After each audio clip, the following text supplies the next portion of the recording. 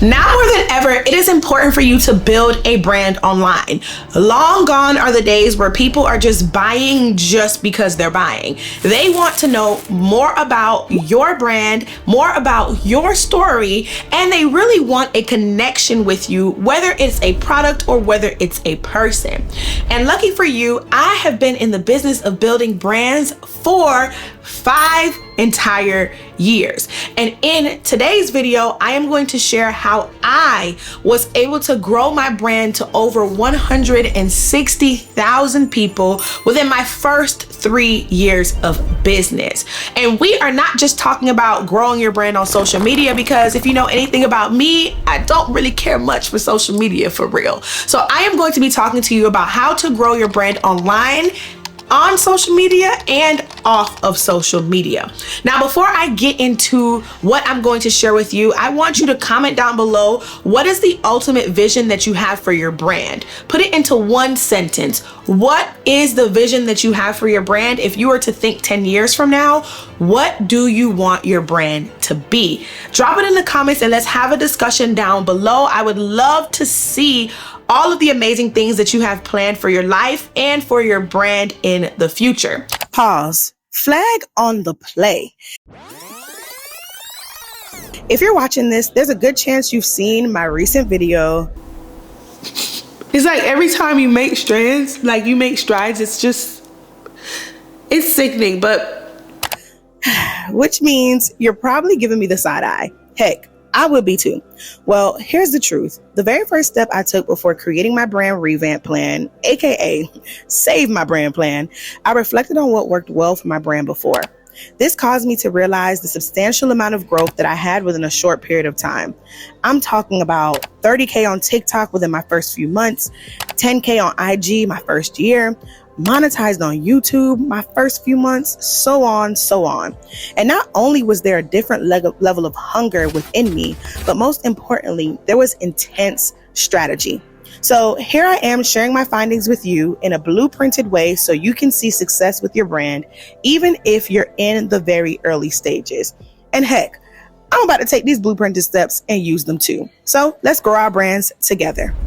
Now, how this video is going to go, I have thought about every single thing that I did within my first few years of business and the current things that I'm doing right now, and I have condensed them into 5 main steps. Now, these 5 steps I believe are crucial to your success with building a brand online. So make sure that you have a laptop or iPad or something to take notes on, because you want to make sure that you don't miss a word that I say within this video. And let's hop right in, shall we? So the very first thing that you want to do when it comes to expanding your brand online is you need to know what the difference between brand and business is. Too many times I see that people are confused with this, and you truly cannot grow your brand. You truly can't even build a brand for real if you don't know how your brand differs from your business. You want to know what your brand is, what your brand's purpose is, and what your business is and what your business's purpose is. When you know the clear difference, you're able to set intentional goals and you're able to put intentional actions behind those goals to grow said thing. So I'm going to break down for you really quick what the difference between brand and business is, just in case you are watching this video looking stuck. I'm gonna help you out. So think about your brand as what attracts you to a fancy new car. You've probably heard the name Bentley before. You probably are drawn to the color paint job. You're probably drawn to the fact that it has a sun and a moon roof, heated seats, an amazing stereo system, and you're drawn to the experience that having a Bentley will give you, right? Well, that is your brand. Whereas your business is the not so fun stuff that goes on underneath the hood. So if you were to lift up the hood of that Bentley and see all the nuts and bolts and oil and all that stuff, it doesn't really sell a car, right? Like, yeah, you have some car fanatics who care about whether it's a V6 or a V8, but let's be for real. How many times have you purchased a vehicle solely based off the engine? I can guarantee that you have bought the vehicle more times than not because of how it looks, how you feel in the car, and the features that come in the car that gives you a certain experience. That right there, ladies and gentlemen, is the difference between brand and business. Your brand are all the things that people see, interact with, feel, experience, whereas your business, those are the nuts and bolts that keep everything going in the back end. Your systems, your tools, your team, that whole entire nine. And if you're wondering how marketing comes into play with all of this, think about marketing as the dealership. They got you through the door. They put all of the fancy signs outside on the highway, and they're the people who have the salesmen so that way they can get you the best deal. They can get you a promotional price. Do all of that. That right there is marketing. Once you come to terms with what the differences are between brand and business, you are ready to now put intentional action behind whatever your growth goal is for your brand. And I am somebody who I knew brand versus business for a very long time. I went to the University of Florida, and I also have corporate brand and marketing experience. So although I knew the difference though, I did find that sometimes I would get caught up in the way, and I would shift focus too much on what my business was doing than what I needed to do to align with my brand. I hope that makes sense. I'm willing to dive deeper into that in a podcast episode, but I did find myself doing that. So it was nice to know what the separation was so I can give myself a constant reminder of what I needed to be doing and what I didn't need to be doing. If you are new to this channel and you're wondering, how the heck do I know all of this stuff about branding in the first place? Well, hey, hello. I am Chanel, the brand hustler, and I am your favorite brand strategist for your product business, whether it is digital or physical. I helped you build a brand, and I help you grow online and in person, okay? Because these things work in person too. But if you aren't subscribed, make sure that you hit the subscription button. Also give this video a thumbs up and share it if you find that these are some really juicy tips that someone that you know can use. After you understand the difference, step number 2 is to know your target audience. Now, I'm not gonna sit here and say what everybody else says about target audience because you've heard it all before. But what I am going to tell you is that you need to have a deep understanding of who it is that has the problem that you solve or the need that you provide a resource to. Specifically, what I love to focus on is something called psychographics. So you have demographics, you have geographics, but you also have a layer called psychographics that I find that sometimes people forget about. And so when we think about psychographics, we're really tapping into our audience's mind. We want to know their interests. We want to know what they value, their thoughts, their inspirations, that whole nine, because your thoughts drive your actions, and your actions are what we call behaviors. And the goal of your brand is to trigger a behavior within your audience members so that way they give you a rewarding action. I hope that makes sense. That rewarding action can be a paid conversion like a sale, or it can be a non-paid conversion like joining your text list. But whatever that is a rewarding action that's going to benefit your business, and it takes you knowing how they think, what they value, and what they're interested in order to drive that action in the first place, which is what drives their behaviors. I am going to give you another layer of advice here, right? Because believe it or not, your audience can change. Your audience can change. I'm gonna say it again. Your audience can change. And I'm not saying that to say, okay, well, just target everybody. What I am saying is that as your brand grows, your business is going to grow, your product development may grow, the way that you provide services may also grow and improve. And so therefore, you cannot be stubborn, or you cannot neglect the fact that your audience has the right to grow as well. So your audience may mature, or you may have to shift. And here's an example of that. Let's say that you were a brand that targeted millennials.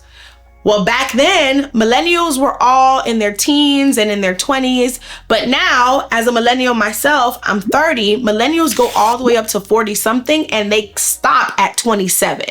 So if I, back in the day, was targeting people who were 18 to 25 and they happen to be millennials. If I wanted to stick with that age group or stick with that generation, I should say, I need to now mature my brand to mature with my millennial audience. Or I need to shift my brand to now focus on the Gen Zers because they now are in that age group bracket. And that means that I need to alter how I speak as a brand. I need to alter how I present myself as a brand because what Gen Zers are currently attracted to are not what millennials were attracted to when they were in that same age group. So it takes you as a CEO and as the brand to continuously evolve, continuously educate yourself so that you can continue to level up and mature or shift as your audience grows. Step number 3 is to develop your brand story. This right here was probably the biggest key to me growing so fast and growing so large. You have 3 different types of stories that you can share when it comes to your brand. You have what I called a CEO story, which is basically the story of how you founded this business, what journey you went through, did you experience any pains that your audience is going through, so on and so forth. You then have your product story. So whatever product or service you're providing, whether it's a digital product or physical product, you want to think about what the journey to developing that looked like. That's a story. And then you also have your customer story. What is your customer currently experiencing and how can you put yourself in their shoes, whether it's telling a story of an actual customer that you have right now, or whether it's creating a fictitious story that just takes them along the emotional journey that they are currently going through, but puts it in front of them in a fictional format. Now, after you've developed your brand story, you then want to connect your story to your audience through content. Now, before you say, Chanel, I thought this was about social media and not about social media at the same time. It is. When I say content is not only social media. And that is a big taboo in the world. And I don't know why, right? Because content is everywhere. Content is on YouTube, which I don't consider YouTube a social media platform. Content is in your email newsletters that you send out. Content is in your text messages. Content is technically in ad campaigns. Content is everywhere. Content is just the words and visuals that someone consumes for a specific purpose. That's it. Social media does not own content. So when I say tell your brand story to your target audience through content, I'm not just talking social media. So how you can do this is you want to think about your audience. What are they currently going through right now? What are their current thoughts? What do they value? What would they be attracted to if they were to see it? And then think about how you can position your story in a creative way to attract them. And then that's how you come up with the content ideas. That's how you develop content pillars. That's how you develop content themes, campaign themes, all those types of things. That is how you develop that. And then once you've done steps 1, 2, 3, and 4, step number 5 is to replicate the steps everywhere. Okay? So when we think about content per se, I like to think there's 3 types of content. You have what I call connection content, which this is going to be your deep emotional stories that you can share on and off social media. You can share these things through email, in person, so on and so forth. You then have what I call solution content, which is going to be providing quick wins or how-tos to your audience. This is maybe a self-care routine or how to file taxes or whatever it may be. It's going to be something that can provide a quick win to your audience. Then you have realtainment content, which this is super relatable content that people can also find entertaining. This can be you making a joke of something. This can be you dramatizing something. Whatever that looks like, that's what that type of content is. And then you also have selling content, but this is about growing and expanding your brand. So we're not really talking about selling content, but 9 times out of 10, you're probably already posting selling content. If all you post is book now, shop now, you're already doing it. So in step number 5, what you want to do is take all those different types of content.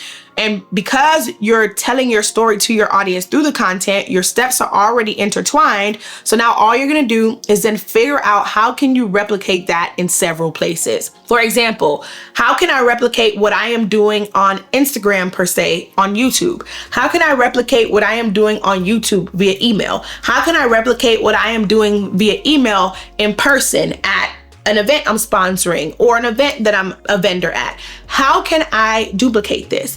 I'm going to give you 2 different examples that you will find super helpful. So when it comes to you going to pop-up shops or events and things like that, you want to have what's called a brand power statement, or at least what I call it. I don't know what everybody else refers it to, but I call it a brand power statement. This is pretty much what it is that your brand stands for. What exactly does your brand do? Who does it help? And also, how does it help them? That's basically what you want to develop into a pitch per se. And that brand power statement is what you will use in conversations when you are in person. And before you just say, hey, buy this, you want to really ask the person questions about themselves and their journey because you know your audience. And then from there, you can intertwine certain things about your brand's power statement into your responses as you respond to them. Another example is via email. You can definitely create more kind of transparent emails versus just buy this, buy that. So that can tap into your connection content. Another thing too is you can start a blog. If you don't want to bug people with emails, you can start a blog and you can just tell people when you have a new blog post. I find that product-based businesses who have blogs or who go a little bit deeper into storytelling, they tend to do really, really well. And honestly, that's what sets you apart. If you've been trying to figure out how can you be unique, your story is what makes you unique. And the fact that you're able to package that story in a creative and attractive way for your audience is what makes you successful. That's what's going to grow your list. That's what's going to grow your following. That's what's going to grow your bank account. Okay. So there you have it. These are the 5 crucial things that I did to grow my brand to over 160,000 people within my email list, followers, subscribers, the whole 9. And if you are wondering, okay, Chanel, well, I don't even know where to start when it comes to my target audience, I am going to link an actionable ebook that I created for you. It's called Money Magnet. I'm going to link that down below so that you can grab it and do the exercises in it.